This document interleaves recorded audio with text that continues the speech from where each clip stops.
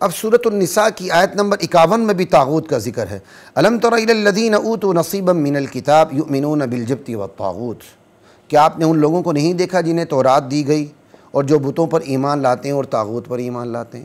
یہاں طاغوت صاف یعنی شیطان کے معنوں میں کہ وہ شیطان پہ ایمان لاتے ہیں۔ آج کے نام نہاد مسلمان بھی شیطانی نظریات پر ایمان لاتے ہیں، تو شیطانی نظریات پر ایمان لانا شیطان پر ایمان لانا، ٹھیک ہے۔ اسی طرح آپ آگے چلے جائیں، سورۃ النساء کی آیت نمبر 60 ہے، اس کے اندر آپ دیکھیں کہ وہاں بھی طاغوت کا لفظ استعمال ہو رہا ہے کہ الم تر الی الذین یزعمون انہم آمنوا بما انزل الیک وما انزل من قبلک یریدون ان یتحاکموا الی الطاغوت، میرے نبی کیا آپ نے ان لوگوں کو نہیں دیکھا جن کا دعویٰ ہے ایمان کا، لیکن ان کا عمل کیا ہے؟ وہ اپنے مقدمات فیصلے کے لیے طاغوتی عدالتوں میں لے جاتے ہیں، اپنے مقدمات کو طاغوت کے پاس لے کے جاتے ہیں۔ دعویٰ ہے ایمان کا، لیکن اپنے مقدمات کا فیصلہ کرانے کے لیے اپنے مقدمات کو طاغوت کے پاس لے جاتے ہیں۔ اللہ اکبر۔ یہ سورۃ النساء کی آیت نمبر 60 ہے۔ یہاں صاف معنوں میں طاغوت کن کے لیے استعمال ہو رہا ہے کہ ایک اللہ کی عدالت ہے، اللہ کی عدالت سے جو متصادم عدالت ہوتی ہے، چاہے وہ فرد ہو، چاہے وہ افراد کا ایک مجموعہ عدالت ہو، چاہے وہ ریاستی عدالت ہو، چاہے وہ پنچایت ہو، چاہے وہ جرگہ ہو، کوئی بھی ہو، ٹھیک ہے۔ جو فیصلہ کرتے ہیں اللہ کے مقابلے میں، اللہ کے قانون کے متصادم اپنے قوانین بنا کے فیصلہ کرتے ہیں، ان کے لیے طاغوت کا لفظ استعمال ہو رہا ہے۔ یعنی یہاں کتاب و سنت سے متصادم عدالتوں کے لیے طاغوت کا لفظ استعمال ہو رہا ہے۔ وہ تمام عدالتیں طاغوتی عدالتیں ہیں جس میں فیصلے کتاب و سنت کے خلاف ہوتے ہیں، چاہے وہ کافروں کی عدالتیں ہیں، چاہے مسلمان ممالک کی عدالتیں ہیں۔ جو عدالتیں بھی کتاب و سنت کے خلاف فیصلہ کرتی ہیں، خدا کی نظر میں وہ عدالتیں طاغوت ہیں۔ یہ سورۃ النساء کی آیت نمبر 60 بتاتی ہے۔ اب اگر اس سورۃ النساء کی آیت نمبر 60 کو تھوڑی سی مزید وضاحت کے لیے آپ نے سمجھنا ہو اور سمجھانا ہو تو پھر آپ سورۃ النساء کی آیت نمبر 59 کو ضرور دیکھیں، جس کے اندر اطاعت کے 3 مراکز کا ذکر ہے۔ یا ایھا الذین آمنوا اطیعوا اللہ واطیعوا الرسول واولی الامر منکم، ایمان والو تم نے اللہ کی اطاعت کرنی، اللہ کے رسول کی اطاعت کرنی، اولی الامر کی اطاعت کرنی، بس یہ اطاعت کے 3 مراکز کا ذکر ہے۔ اس کے مان بعد جو آیت ہے اس میں یہ ذکر ہے کہ جو لوگ دعوی ایمان کرتے ہیں اور پھر بھی اپنے مقدمات طاغوت کے پاس لے جاتے ہیں، یعنی خدا کی عدالت سے متصادم عدالت کے پاس لے جاتے ہیں، وہ ایمان والے نہیں ہیں، ٹھیک ہے۔ اب ان دونوں آیات کو ملا لیں تو صاف پتہ چلتا ہے کہ یہاں کے اللہ کی اطاعت کرنی ہے۔ اب جو اللہ کی اطاعت نہیں کرے گا، توحید کا انکار کرے گا، اللہ کی اطاعت نہیں کرے گا، وہ طاغوت ہے۔ دوسرا مرکز اطاعت کا رسول ہے، جو رسول کو مرکز اطاعت نہ سمجھے عملاً یا عقیدتاً، وہ طاغوت ہے۔ کوئی چھوٹا طاغوت ہے، کوئی بڑا طاغوت ہے۔ اطاعت کا تیسرا مرکز اولی الامر ہے۔ اولی الامر کون ہے؟ نیک حکمران اور علماء اور مجتہدین۔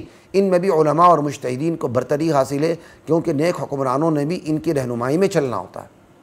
اب یہ اطاعت کا تیسرا مرکز ہے، جو اطاعت کے اس تیسرے مرکز کا انکار کرتے ہیں وہ بھی طاغوت ہیں، ٹھیک ہے۔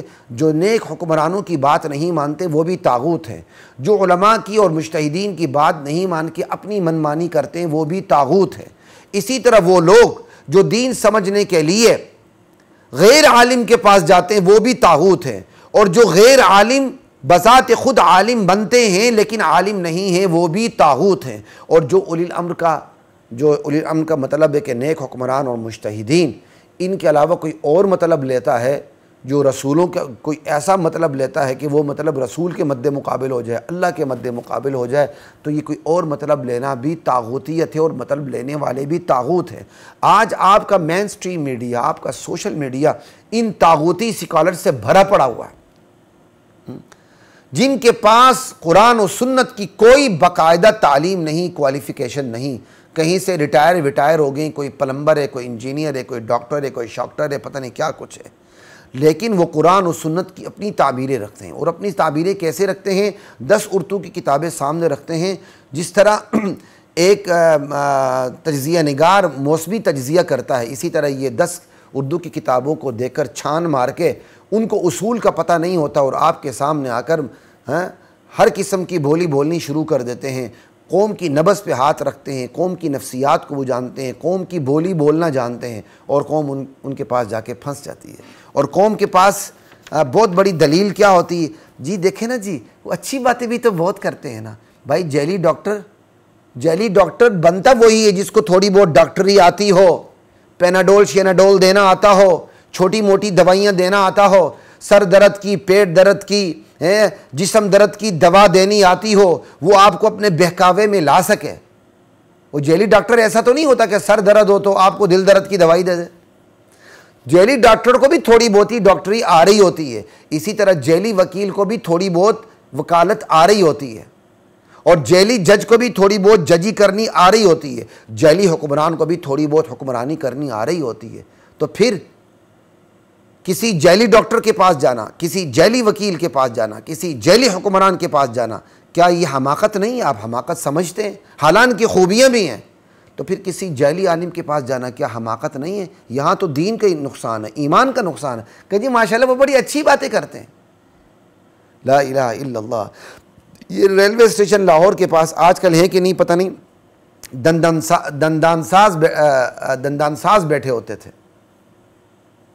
جو کیا کہتے ہیں فوراً ہی بغیر درد کے دان نکالتے تھے اور ساری بیماریاں پھیلا دیتے۔ کیا آپ جائیں گے ان کے پاس؟ معاشرے میں جیسے جیسے شعور پھیلتا گیا، لوگوں نے ایسے عطائیوں کے پاس جانا چھوڑ دیا جو جاتے ہیں بیماریوں کا شکار ہو جاتے ہیں باذن اللہ۔ بالکل اسی طرح کوئی جیلی عالم بنتا ہے اور بڑی بڑی باتیں کرتا ہے دین کے نام پر، تو یہ نہیں کہ اس کی ہر بات غلط ہوگی، کچھ نہ کچھ صحیح اس کے پاس ہے تو وہ آ کے کام کر رہا ہے، لیکن اس کے پاس جانا حماقت ہے۔ وہ 2 اچھی باتیں کرے گا، 8 برے نظریات آپ کے دل میں، آپ کے دماغ میں گھسیڑ دے گا، آپ کا نقصان ہے۔ وہ لوگ طاغوت ہیں اور جانے والے بھی طاغوت ہیں، البتہ طاغوت کے درجات میں فرق ہے۔ لا الہ الا اللہ۔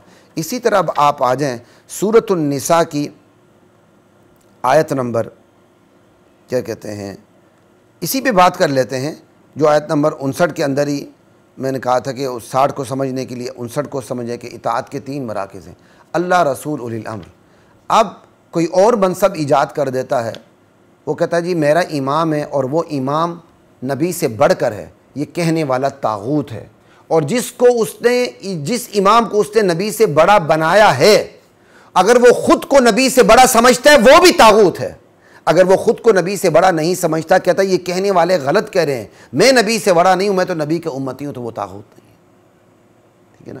تو آپ طاغوت کو بڑی آسانی سے پہچان سکتے ہیں اس کائنات کے اندر، کون طاغوت ہے کون نہیں۔ جس نے رسالت کے مقابلے میں منصب ایجاد کیا وہ طاغوت ہے۔ رسول کہتے اس کو جس پر وحی آتی ہے جو معصوم ہوتا ہے، نبی کہتے اس کو جس پر وحی آتی ہے جو معصوم ہوتا ہے۔